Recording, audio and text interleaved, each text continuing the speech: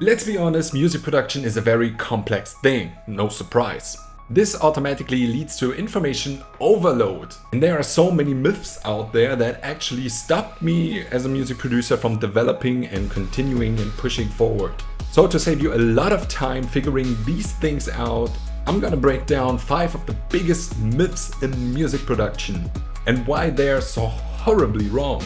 And let me say, some people have been lying to us. So let's get started.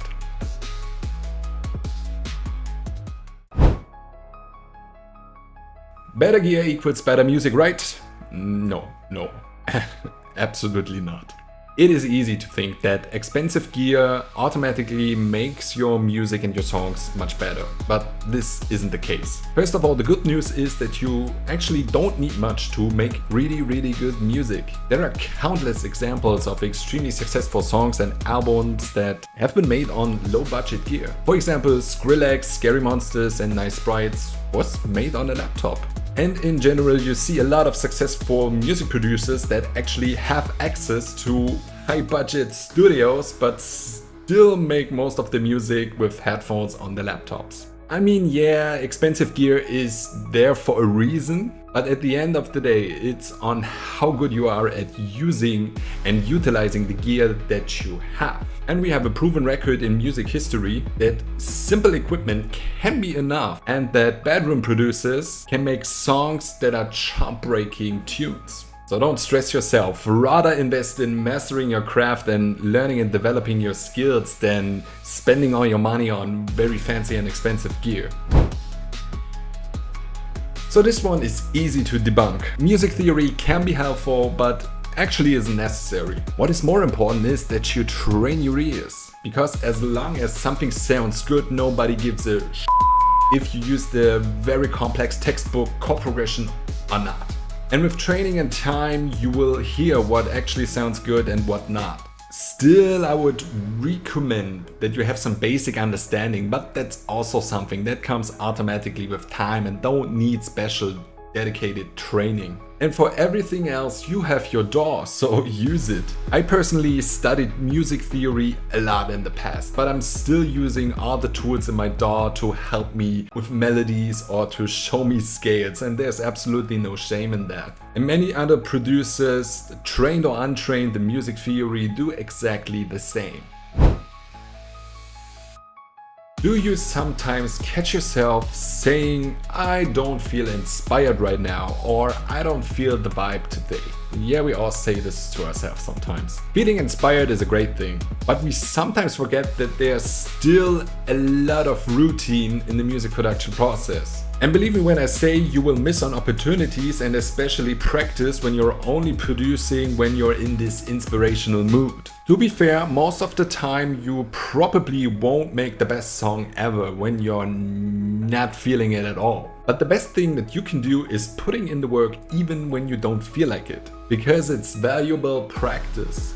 I mean, you also don't feel like going to the gym every day, right? But the habit is the thing that builds the results. And every song, every idea, every session that you spend in your DAW, even if it's bad, brings you forward and teaches you something. You don't need to sound like the pros that are making a living off their music.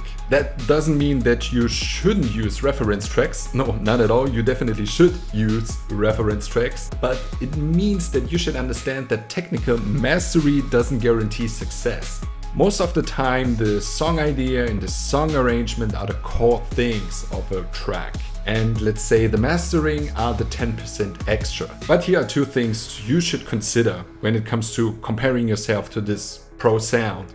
First, very big artists have huge budgets for mixing and mastering engineers, so it's not like they're doing everything by themselves to achieve this pro sound. And the good news is, if you want to level up your sound, there are a lot of amazing mixing and mastering engineers out there that don't cost a fortune. And if you don't have any money at all to spend on engineers, it is also fine. First, you can potentially learn everything that you need to enhance your sound and mix and master your sound yourself. And secondly, there are a lot of technical solutions nowadays.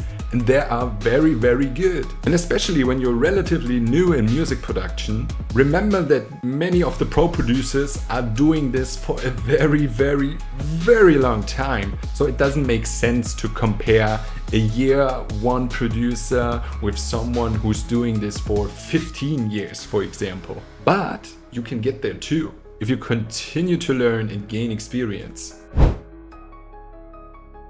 Stop thinking in numbers all the time. I know it's hard, but every song you create and actually release brings you one step forward towards your goal, even if no one listens to it. For most successful artists, it took years, on average 10 years, to get enough traction to make this whole thing their full-time jobs. Social media often tries to convince you otherwise, but this whole blowing up overnight with one song thing is an extremely rare case. Those are very flashy examples, and that is why they are so visible. But still, it's a rare occasion and definitely not the standard case. It's a marathon, not a sprint. I know this is not very motivating, but as soon as you accept this fact, the sooner you can be happy about the smaller milestones that you achieve. And when you always continue, there will be those milestones. The only wasted track is the one that you never finish. So stop waiting, stop doubting, start creating. Sounds like something you could print on a t-shirt.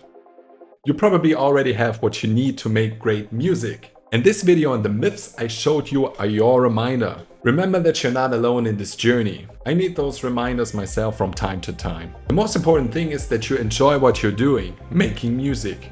That's what it's all about, right? So if you like this video, please give thumbs up and subscribe to this channel. I frequently upload videos like these, especially on the technical side of electronic music production. So if you want to make sure that you don't miss any of these, subscribe, please. Every support is much appreciated. Until then, have an amazing day or night and see you soon.